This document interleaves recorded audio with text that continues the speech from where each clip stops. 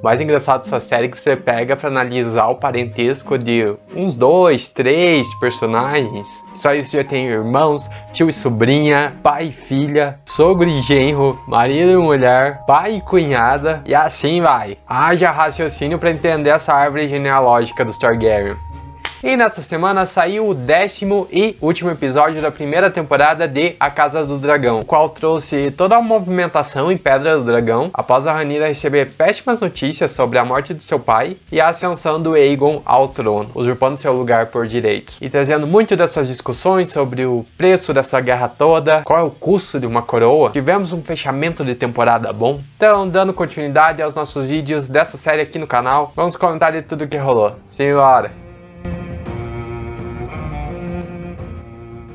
Fala pessoal, como vocês estão? Eu sou o Júnior Cravador, esse é meu canal onde vamos falar de séries, filmes e livros. Se é novo por aqui, aproveita e já se inscreve e ativa o sininho para não perder nenhuma notificação dos conteúdos que saírem daqui pra frente. E se gostar do vídeo, já deixa aquele like, compartilha com os amigos e conhecidos que também gostam de A Casa do Dragão, Game of Thrones, séries e fantasia. Aqui no canal tem muito conteúdo, dá uma conferida aí. E último aviso, o vídeo vai conter spoilers, então se você ainda não assistiu, siga por conta e risco. Certo? E a gente, não é que A Casa do Dragão chegou ao fim, nem acredito, passou voando esses 10 episódios, não é mesmo? Bom, e usando aquela atual estratégia de contraste entre situações que eles utilizaram em volta e meia em vários episódios. Nesse episódio 10, vemos o contraste entre esse e o penúltimo episódio, que ele seguiu mais ou menos o estilo do nono, mas agora com o movimento de reivindicação do trono, cada do lado da Rhaenyra. E a gente nota essa diferença na maneira de colocá-la nessa posição de rainha, de coroá-la, oposto do que foi do Aegon, em uma cerimônia simples, com a galera jurando estar do seu lado por pura lealdade, por crença, não por medo ou obrigação devido a ameaças impostas. Até foi uma cena bem bonita, a princesa recebendo a coroa e se tornando a rainha. É o momento que a gente acompanhou e viu que ela foi preparada para esse dia, desde os seus 14 anos, e daí vamos vendo muito dessa discussão em torno da guerra, parece iminente, trazendo diversos pontos de vista sobre o assunto, e uma dessas conversas é da Rhaenys com Corlys Velaryon, seu marido. Após anos fora e depois de quase morrer, ele retornou. Nesse diálogo dos dois, dá pra ver que muito do que pega pra eles terem receio da Rhaenyra é acreditarem que ela tem algum envolvimento na morte do filho. O que retorna pra aquela questão que eu comentei anteriormente. Por que não contaram a verdade pros dois? Na verdade, essa série tem muito disso. O Não Dito gera problemas que ganham grandes proporções. Eles sempre trabalharam com isso em todos os episódios. Mas independente desses ressentimentos, toda essa história aí, os Velaryons ficaram ao lado da Rhaenyra, afirmaram sua posição, disponibilizaram sua frota de navios, e a Rhaenys até parece demonstrar certa admiração pela outra, pela maneira como a Rhaenyra está se impondo, procurando a melhor maneira de conduzir aquela situação, pensando no povo, no bem-estar de todos e não na sua ambição pela coroa. Mesmo todos presentes na sala a aconselhando a entrar de cabeça nessa briga. E ainda sobre a Rhaenys, acho que ela estava certa em não dar um fim no Aegon, na Alicent e companhia no último episódio, que não é uma briga exatamente que ela deve começar.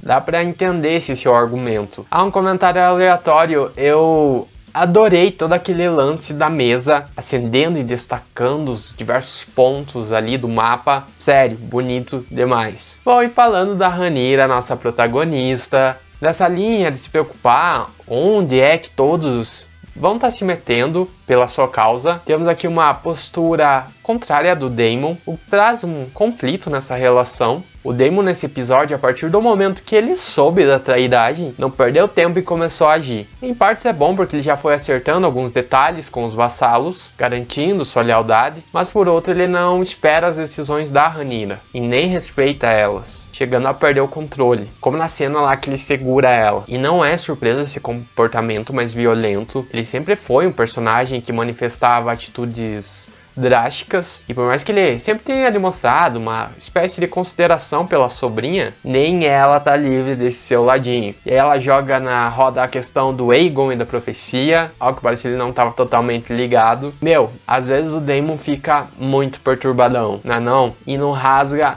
nada. A gente nunca sabe o que ele pode fazer, qual que vai ser a sua próxima atitude. Fico assistindo assim, ó. E assim que chegou a notícia da guerra, ele já tava calculando quantos dragões eles tinham, e era mais do que os rivais. E claro, é importante ele considerar essas questões, mas ele é o tipo de personagem que não se importa se essa guerra de dragões deixará tudo em cinzas e ossos. Enfim, Daemon deve aprontar muito pra frente. Eu acho que ele também vai trazer a dor de cabeça pra Rhaenyra. Muita. E esse embate dos dois se reflete muito naquela cena da chegada do Otto com a proposta deles se ajoelharem, e pelo Daemon eles davam cabo de geral naquela hora, coisa que a gente que tá assistindo pensa, vai lá, dá um jeito nessa tropa de cobriante. Mas aí a Rhaenyra pega pelo emocional, pela consideração a Alicent, que mandou aquela página referente a algo do passado delas, e também porque estamos falando da sua família. Querendo ou não, eles são seus irmãos, madrasta. E a cena do dragão pousando na passarela fez uma referência ao iniciozinho da série, que abateu aquela saudade, e a princesa sempre chega no momento acalmando os ânimos de geral. E por fim, vimos a Rhaenyra enviando os príncipes na missão de levar recados para os lords das grandes casas de Westeros. E aqui confesso que achei um pouquinho imprudente mandarem o Piá sozinho, os dois na verdade, mas principalmente o filho mais novo, considerando que as coisas estão perigosas, é um momento de conflito, a situação tá bem delicada, e a gente ao perceber a insegurança, o medo do Piá, vai prevendo uma tragédia. E quando acontece, dá muito dó. Sim, me deu um nojo do Aemond. Aqui mais do que nunca deixou claro como ele é uma pessoa amarga, extremamente rancoroso, fora imaturo. Porque essa perseguição toda com os dragões foi muito infantil, querendo amedrontar o sobrinho, cobrar algo lá do passado. Ele puxou muito esse amargor da Alicent e realmente é netinho do Otto. Mas o mais interessante dessa cena é a perda de controle dos dragões. A gente sempre teve essa ideia de que os montadores, ao se conectarem com seus dragões, tinham de certa forma uma autoridade em voo, que os dragões acabavam escutando mais eles. Mas aqui deu pra perceber que a coisa não é bem assim. Quando os bichão ali decidiram tretar, não teve comando que segurasse. E mostra como eles são criaturas perigosas, ameaçadoras quando irritados. E num caso como esse, totalmente covarde pela desvantagem do porte do animal, as consequências são extremamente graves. E aí eu terminei o episódio e só pensei, Veiga traíra, não era assim quando pertencia a Lena. Teve um momento tão emocionante com a antiga dona, pra fazer isso, aprontar essa no final, tá passando muito tempo com o Aemond absorvendo o rancor dele. Só pode. Bom, mas e daí na última cena, após receber a notícia da morte do filho, somada à perda do outro filho ali no início, em que ela ficou nervosa com as notícias e entrou em trabalho de parto antecipado, tudo culminou numa forte motivação para Rhaenyra estar de vez nessa guerra. Agora ela comprou a briga mesmo, e a gente só pensa, putz,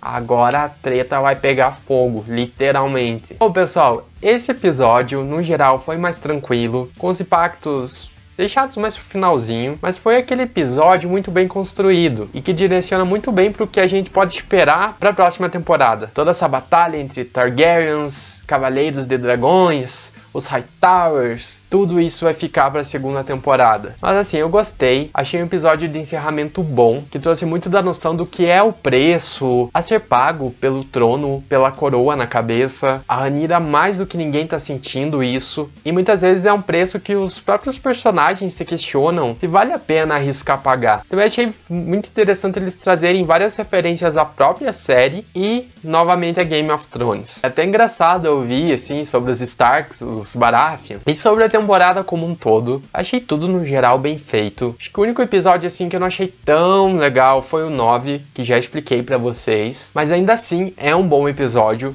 E retornando ao que abordei no último vídeo, acho que a maior falha, assim, se for para criticar algo, é com relação aos saltos temporais, em que a gente acaba perdendo alguns pontos que seria interessante eles trabalharem, principalmente pra gente entender melhor a relação de determinados personagens. Então assim, espero que eles ajustem aí pra frente, não precisem correr tanto para impactar, como eu tinha dito. E também acho que uma coisa assim, comparando com Game of Thrones, é a questão dos efeitos visuais dos dragões, principalmente. Acho que aqui tem alguns momentos que eles estão meio falsos, destoam na cena, mas isso é o de menos. Só um ponto que eu observei, não que atrapalhe em nada. Acho que a série no seu primeiro ano de produção trouxe um enredo forte, envolvente, fazendo os receios diminuírem de quem tava meio assim após o final de Game of Thrones, não sabendo se começava a assistir essa, e também por eles trazerem uma personagem principal forte, que todo mundo comprou, acaba nos envolvendo ainda mais. Que a Rhaenyra é uma personagem com um grande senso de justiça, familiar, o que a gente via um pouco lá nos Starks. Então por isso a gente acaba comprando a sua briga e torcemos por ela. E também por abordar uma única família, a série consegue fazer a gente mergulhar nessa trama toda de maneira mais intensa e em menor tempo. Então tudo isso parece colaborar para o efeito que a Casa do Dragão nos causa e eu amei. Sério, a série é muito boa. Acho que eles estão de parabéns. E agora eu tô muito ansioso para a próxima temporada. Bom, pessoal, mas e vocês? O que acharam? Gostaram ou não? Esperavam mais? Comente. Se gostaram do vídeo, já deixa aquele like, compartilhe com os amigos. E eu vou ficando nessa. Um grande abraço, se cuidem, até a próxima e tchau!